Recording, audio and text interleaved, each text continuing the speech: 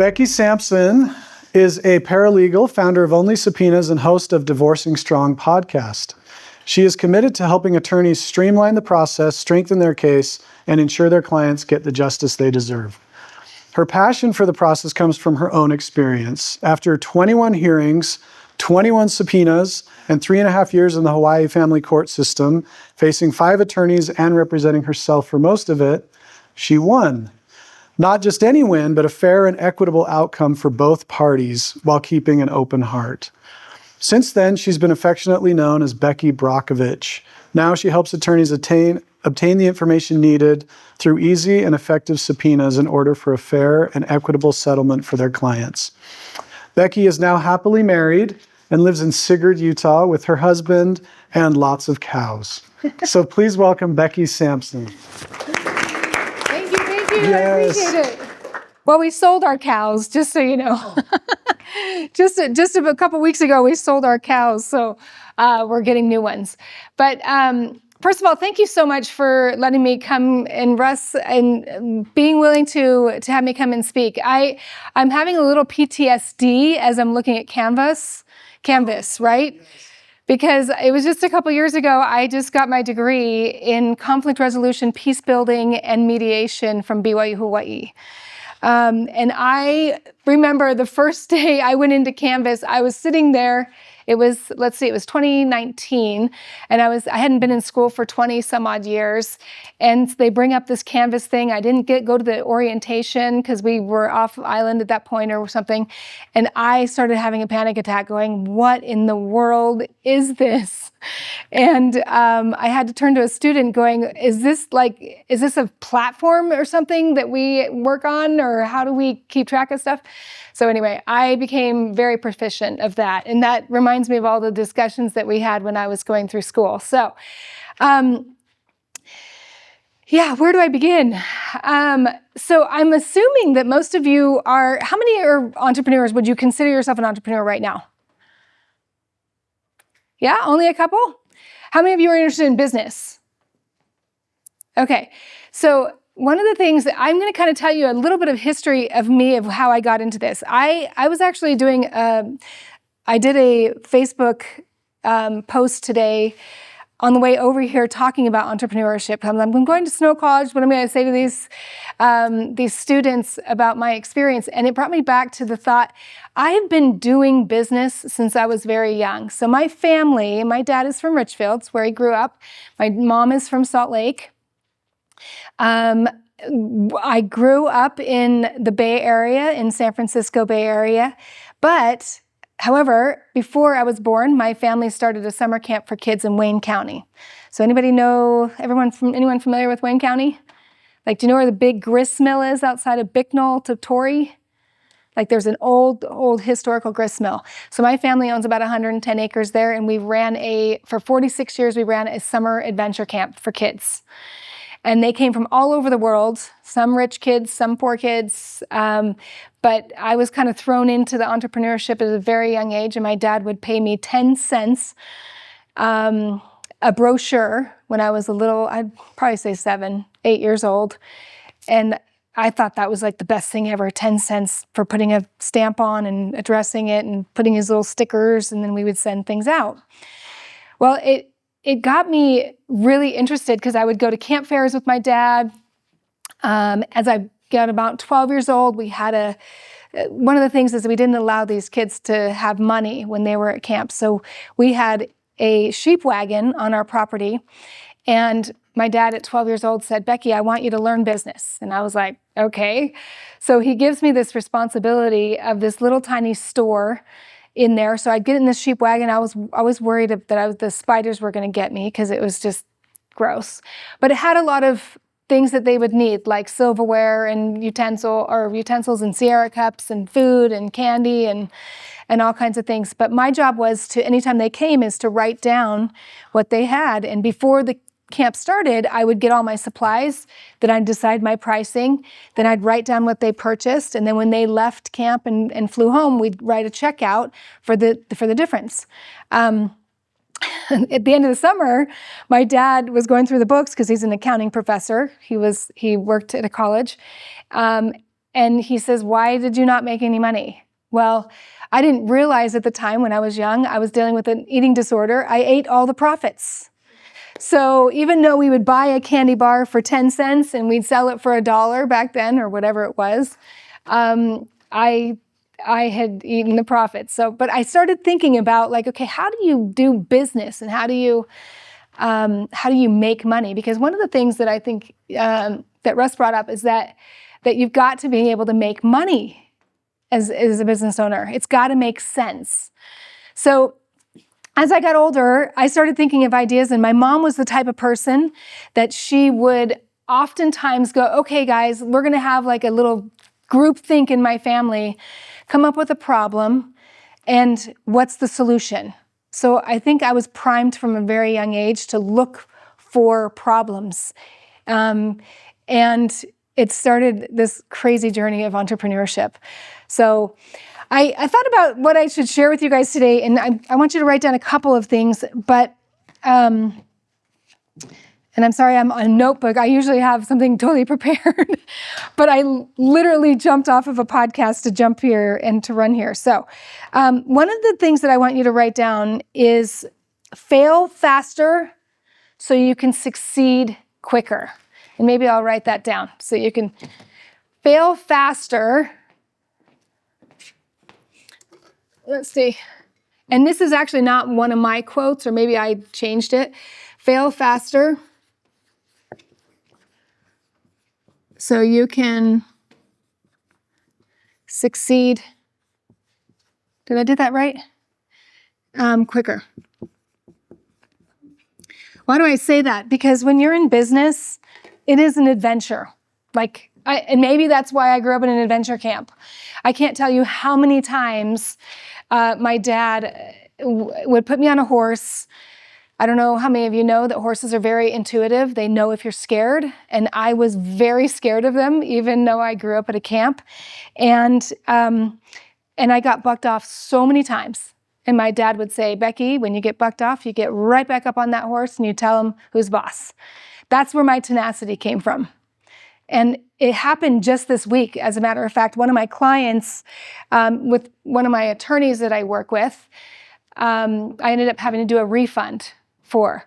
Now, I could have played hardball, but I believe I did the right thing to say, look, it may not be the right fit. Let me just give you a full refund. And it was a sucker punch, to be honest with you. A couple days ago, I was struggling. However, through that, I realized, you know what? I'm going to change some of my processes so that doesn't happen again. So I always say, even though you may not think I don't look at failure as a failure. It's something that you can learn from. And if you're not learning from it, it does become a failure. So at a young age, I started doing, I did all kinds of different businesses. When I got married, my first marriage, I've been married not just once, twice, and I'm now happily married. Finally figured it out on the third one.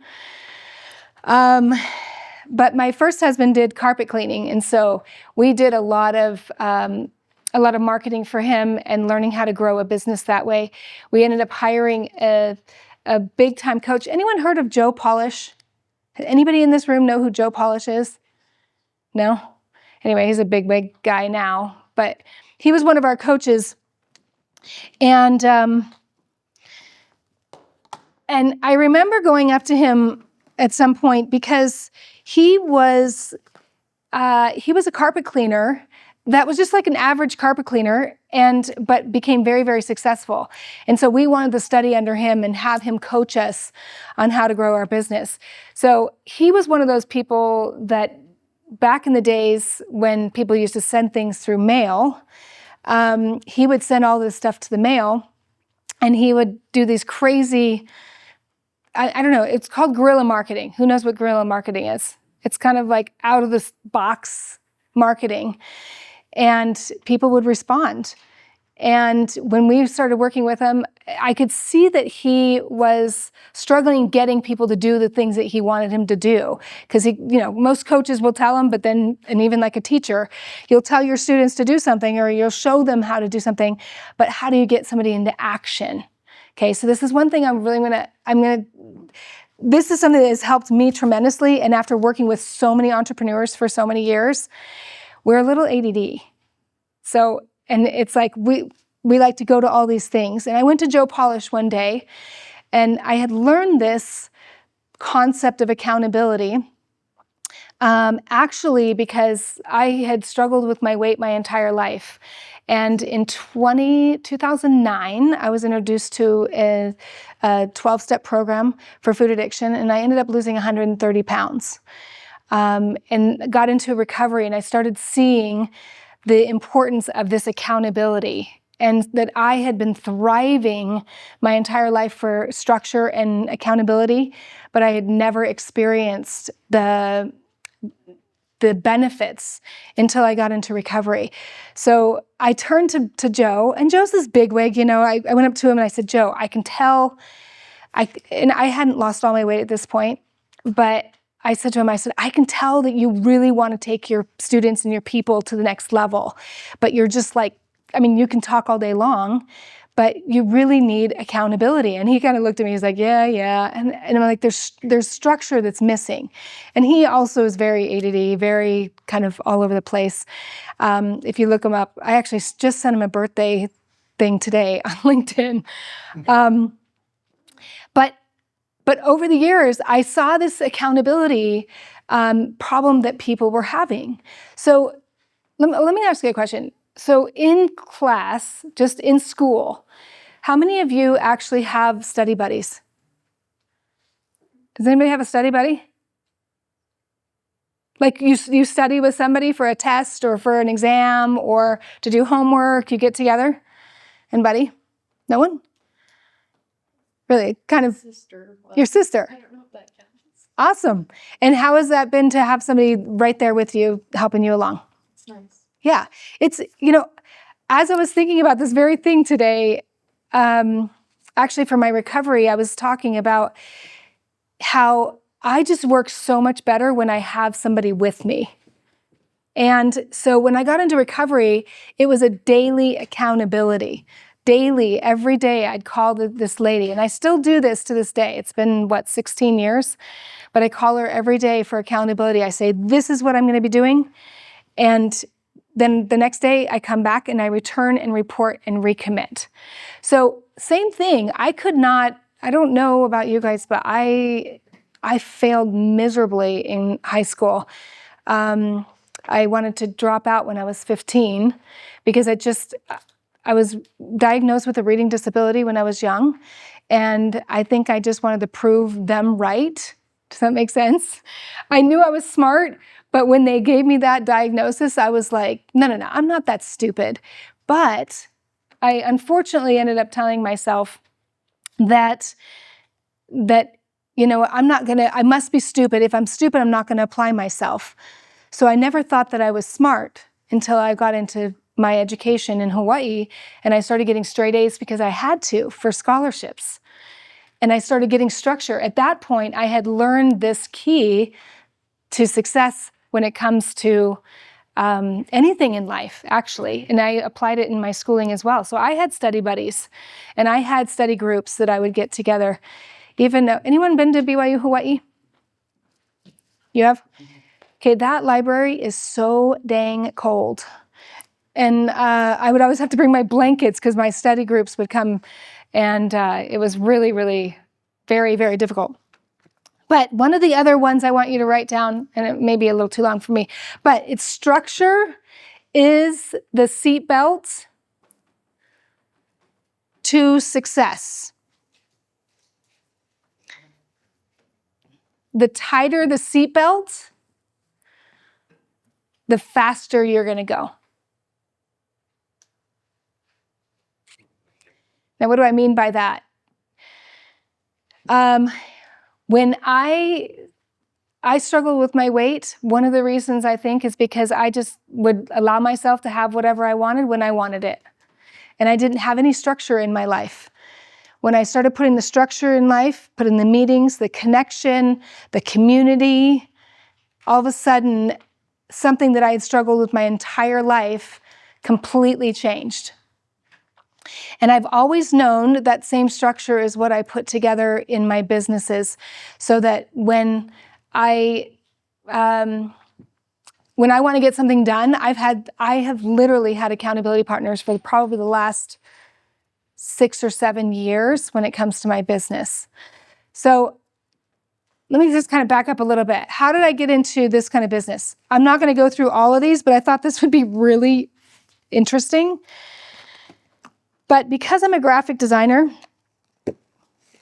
actually this will take too much time, but it's fun to look at, right? Here's actually one of my old ways of tracking that I used to have. So on here, and I created these way back. I don't even know. I think this was the first one that I created. And then it's evolved over time. And now I don't even have my small one that I have. But what I would track is I would track my food. I would track my dailies that I would do, and gratitude. And then gratitudes are really important, and also successes. Sometimes as an entrepreneur, we can feel very stressed about the progress that we're making. And as I've started different businesses, I call it bipolar entrepreneurship, right? You come up with an idea one night and you're like, oh, I've got a problem that I can solve. There's something out in the world that I'm passionate about, and you just get really behind it. You might even start a website. For me, because I'm a graphic designer, I start a website, a branding, landing pages, like get the domain name, all of that stuff. And then 3 days later, I'm like, what was I thinking? Like, why would I do this? This is too hard. And it is important to, at those times, have people around. You guys have the perfect opportunity to have these discussions, because that is a mastermind. And every single one of you come with different aspects of life. You have different ways of looking at things. You have different connections. You have different ways of going, I don't know if that's going to work. Like I had somebody on a call the other day that wants to do a 3-day divorce retreat. And I was like, okay. And they were asking for feedback. And I was like, so being somebody that has grown up at a summer camp for kids, done retreats, I've done a lot of that self-coaching and things. I said, have you ever considered that maybe some of those couples will end up together that are getting divorced? And that wasn't something that they considered. And I thought, well, I've been at summer camp. I've also been among other people that are in a lot of pain and trauma, and they tend to connect with other people who are trauma. And that's all you need is a big disaster at a retreat, them sneaking out and doing something. And they go, well, I never thought about that.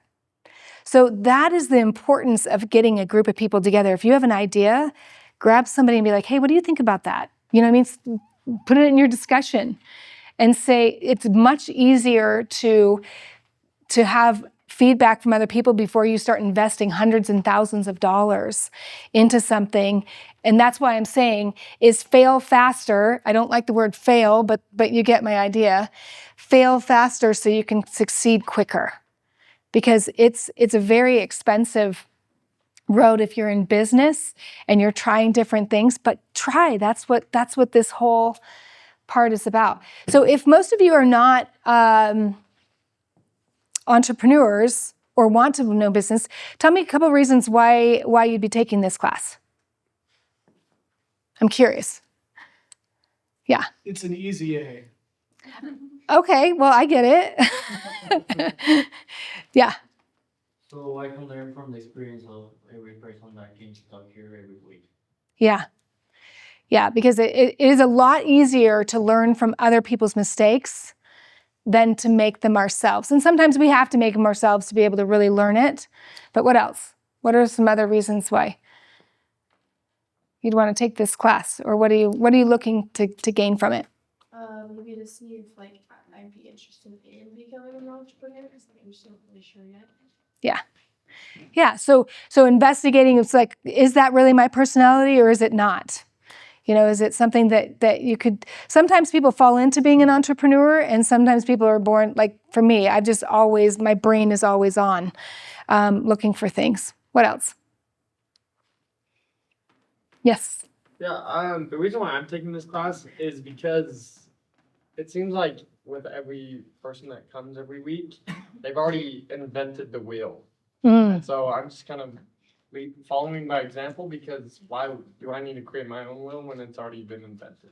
Yes, I love that. This is another one to write down, is success leaves clues. And I'm so sorry, this is not usually how I do this, my thing. But I'm gonna give you a couple things to consider, because this is what I've found is, like I said, structure. Structure is going to be your friend. How many of you actually in this room, like, be honest, how many of you like structure?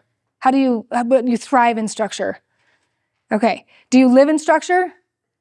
No, you thrive, you want it, but you don't have it as much as you want? What's your initial reaction when I say structure? Anybody? Guidelines? Yeah. Okay. What else? I think about scheduling and like you said, accountability. Okay. Having a schedule and staying accountable to it. So Yeah. Discipline. Yep. How many would you consider yourself as disciplined? Yeah? Pretty disciplined? I will say, and maybe it's just because I lived most of my life without it, I now thrive on it. If somebody gives me a step-to-step, or they give me some kind of a blueprint, or they say, hey, follow these things and you're going to get this outcome, I'm going to listen. I'm going to listen, because that's what it is. And I'll tell you more about the structure thing too, because how many of you read the book or heard the book, The 12-Week Year? Anybody? Okay, that's like a must read.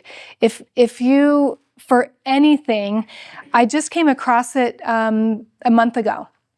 And I remember saying to my husband, I woke up one morning on New Year's Day, and I was like, New Year's Day is my favorite day of the year, because it's a brand spanking new day. It's a brand new year. No matter what's happened last year, how many failures I've had or successes or anything, that's in the past. It's a brand spanking new year. And somehow I came across this book, The 12-Week Year, because most of us set our goals every year on a year at a time. Okay, and we lose our momentum within the first couple of weeks, and then we feel like, oh, we're not going to do this. And all of a sudden, I read this book in one day when I was going through my studio and my office and just cleaning everything. And the concept is that every 12 weeks is your year. And all of a sudden, I was like, hey, I want to do a group, an accountability group, because I've been running accountability groups for years for entrepreneurs. And so I reached out to a bunch of women, and I am now running and facilitating a 12-week year group. We're on week 4 today, or this week. And so it's getting people who can, getting a structure that allows you to be accountable. So accountability is another one.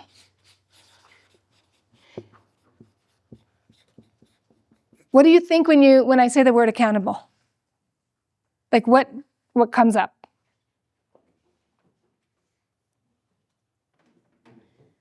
Negative, positive?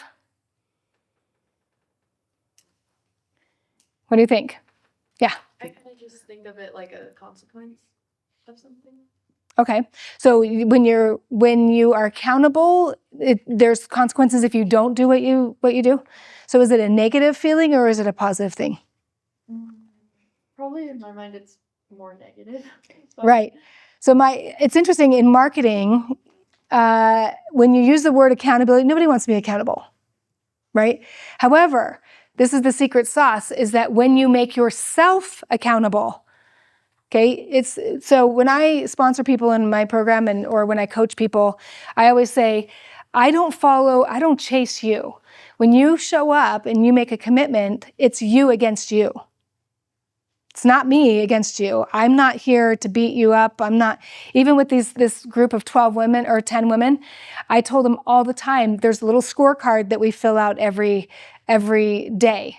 So there's 4 items on it. There's gratitude, there's declaration, there's success. But that scorecard is for you, not for me. You choose to make a commitment and not do it the next day, you're not going to get me beating you up. You missed out on an opportunity. So it's changing the way that we look at accountability and playing a game. I like to gamify everything. Like my philosophy, and maybe it's because I grew up at a summer camp for kids, is that if we're not having fun, then we're not doing it right. So that's just something to think about. Also, get a team together. Like, the right team. This is, I think most colleges, and I don't know if you guys do it too, but most colleges for free, I think, at least I did at BYU Hawaii, they allow you to take strengths and weaknesses. Do you guys do that? Strengths finders. Yeah, the strength finder. And I would highly, highly recommend doing that. That's going to save you years and years and years of heartache. If you understand what your strengths are and play into your strengths. I remember, does anybody know King Henry Apartments in Provo? Anybody? Yeah, so I was the manager there for 7 years. When I was because my background's in real estate. When I first became a manager, I micromanaged the crud out of my assistant manager because I didn't know at the time how to lead properly. And so I'd hire people that didn't do the job. Then I would stay till 2:00 in the morning to get the job done. And then I'd feel resentful. Then she wouldn't do the job. And it was just a big mess, right? But when I got the right person in there, the right assistant manager, she was very quiet. She's very detailed. Jana and she ended up taking over the job when I left. But I remember when I left, she's like, Becky, I'm not like you. I'm not like I knew about all the students that I had that came through. I knew their life, who they were dating, who they were not, but that wasn't her. And I said, it's okay. We're different. She was super good with all the contracts and detailed. And I was out there in the activities and getting to know the students and getting referrals and creating the marketing and things like that. So knowing what your strengths are is absolutely important. So as an entrepreneur or business owner, you also need to be really good at networking.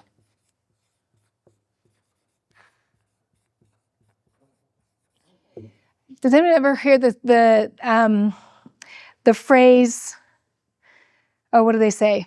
Your net worth is equal to your net work.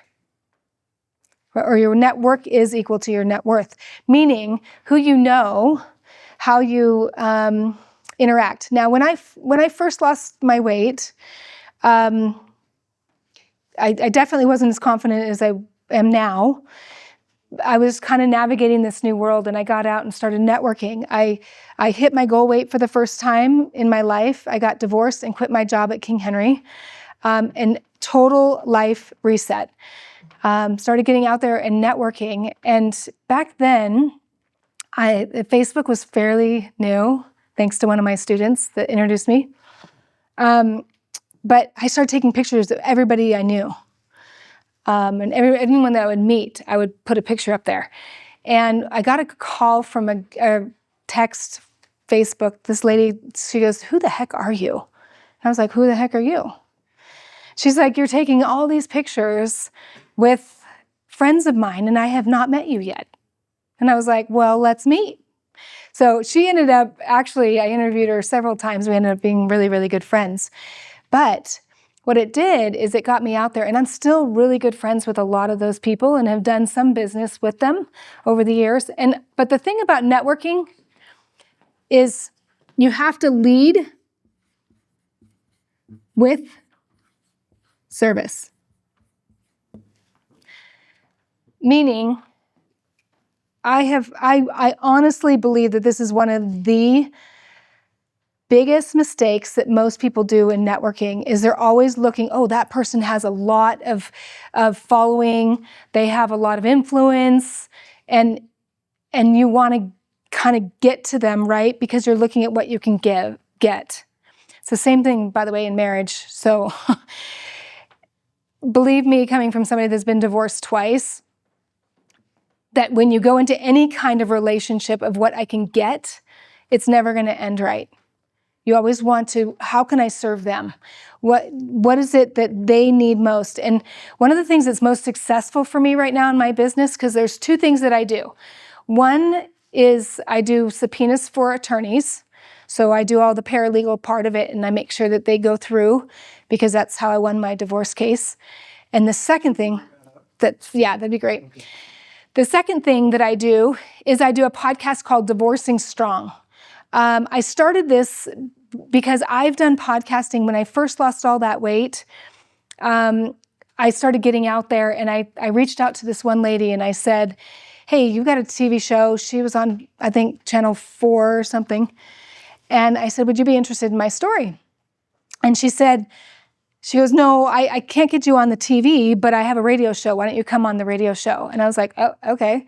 So we actually went to a studio and we did a radio show for a couple months. I was her guest. And then she turned to me and she goes, why don't you just take over and just be the host? So I started doing this radio show. And then I got contacted by somebody on Facebook to do another, well, it was called internet radio back then. It wasn't even podcasting, wasn't around. We did 2 hours a day for that. Then I went on to work for a dating site and interviewed a bunch of people across the country where we didn't even do it on TV or anything. Do you guys know about where you used to call in and you record the call? Yeah, it's called like free conference call or something like that. That's how I did my podcast for the online dating site. I actually just interviewed a gal that I interviewed all those years ago yesterday on my podcast. So I've been involved with podcasting and radio and then started a TV show in Hawaii. The reason why I share this with you is that I've started doing something that no other podcaster, very few people are doing out there, is I'm using the podcast as a way to network with my ideal client. So not only am I building value for them, I also, just like today, I did a podcast. Before I start the podcast, I said, hey, I do things a little bit differently than most people. Usually you go on a podcast, and I've guested on lots of them. They'll usually just send you the information, have you on the podcast, and you'll never hear from them again. That's not how I work. And I truly believe this is the reason why I'm growing the Only Subpoenas business, because I'm using the podcast to bring my ideal client on, build the relationship with them, and then say, hey, by the way, if you'd like to do a collaboration with me, we do that next week. I'm not going to do it now because that seems very yucky, by the way. I had one guy reach out to me. He was an older gentleman, had me on his podcast at 8 o'clock at night, which I don't normally do at night, but I went on. And as soon as we were done live, he then goes, so what's your business? Tell me your KPIs and tell me all your, and like wanted to get my business. And I said, stop, just stop. I know what you're doing. And I said, are you open to some suggestion? Because that feels very yucky. Like you just brought me on the podcast to now try to get me business, to get my business. And I said to him, and luckily he was open to my suggestion. I said, do that at a different time than you record my podcast. Now you've built value here, and now you can build value on the after call. So I call it the Beyond the Podcast collaboration. And I'd say 95% of my guests that come on are so excited to come on the next week and do that. So that's how I'm choosing to do this. Some people go, well, how do you make money podcasting? There's a million different ways. I'm choosing to do it through building those really strong relationships, but you've got to bring the value to them first. And I have found that most people, even if you don't even have a following, you don't have people listening to you on your podcast yet, they're willing to come and talk about themselves. They like to talk about themselves. And you're building that value in that relationship. And you're getting to know them, and they get to know you. So that when you do ask for the sale and say, hey, this is what I do, this is the service I do, would it be a right fit for you guys or not? I found that to be very, very helpful. Any questions about any of that so far? Yes. 5 minutes. Awesome. Okay. Yeah. So something about building the team that I would say is that knowing where your strengths are. I'm a graphic designer. Can I produce a podcast? Yes. Should I be doing that? No. And nowadays, there's a lot of resources out there. I'm using a VA out of the Philippines to do it. And so knowing, and that's what I say to attorneys too, just because you can do subpoenas doesn't mean that you should do subpoenas. So when you're looking at your business, this is another book, and I can't remember the one that I've been listening to lately, talks a lot about delegation. Because delegation is incredibly important if you're going to get off the ground. If you don't become a delegator, then you're going to get stuck on the tarmac, which I get it. Actually, I don't know if it's in here. Oh, Buy Back Your Time is the book that I've been reading by Dan Martell. But yeah, learn how to delegate. And here's the good news also. I heard of a statistic the other day is that 85% of successful entrepreneurs came from really rough upbringings. Isn't that interesting? But the reason why they are successful is because they become problem solvers, survivors. They've learned how to navigate in chaos, which is exactly what a business owner is. So to me, I think it's the best thing in the world. The worst thing you can say to me is that you work a 9-to-5 job and Mondays, you hate Mondays and you love Fridays. That's just I love my Mondays because I wake up in the morning and it doesn't mean that everything's perfect. It's more than anything, if you wonder if you want to be an entrepreneur or not, or run a business, you have to be willing to take the hits and the failure and the oh my gosh, this is happening again. And why isn't this working? But being able to just keep massaging it until you get it to work is something that is just so, so important to be able to keep your tenacity. I love that word. Innovative is another thing that if you're going to be in business or work for a business or even be a part of a leadership, you have to be willing to innovate because things are changing so fast in this world of business. But it is a really fun, exciting, and again, that's kind of my thing is if you're not having fun, then you're definitely not doing it right. So any questions before we end, just because I know we have only a couple minutes. Any questions for me? Nothing? You guys are quiet. Yeah. So what kind of structure did you have when you were first starting up and you were okay, I think I need structure in my life? What did you have did you find one way and that just worked for you and kept using that? Or did you cycle through lots of different kinds of structures? Yeah, you got to figure out what's right for you because everybody's I have developed my structure over the years. I mean, like those little booklets have changed several different ways. And now that I'm using it online, my structure my game card that I use for all of my people is literally even maybe a year old, but it's what works. And I'm realizing that some of the people in my group aren't using it to the full extent, but I'm like, hey, try it. I mean, try it out first and try it for a period of time to see what works for you. Go, that works for me, that doesn't work for me. You're constantly, just like a flight, when you're flying like a pilot does from one location to the next, it's never a straight thing. Business is the same exact way. Yeah, so you've got to I like detail, I don't like detail, but it's all about learning about you. Yeah. Any other questions? Yeah. You talk about innovation, and that's one thing that we rely a lot right now. And a lot in business, we're talking a lot about AI. So I want to know how that changed to your business. Are you using right now AI in your business? How is the way that you use, if you use AI in your business, how is the way that you use it, if it helps or really not? That's a really good question because it is such a hot thing right now. I mean, even in my divorce, I didn't use AI. AI wasn't around during divorce, but now AI's got a lot more, even in the last year, it has more recent stuff than it used to before. I'll tell you, attorneys hate AI. They just hate it.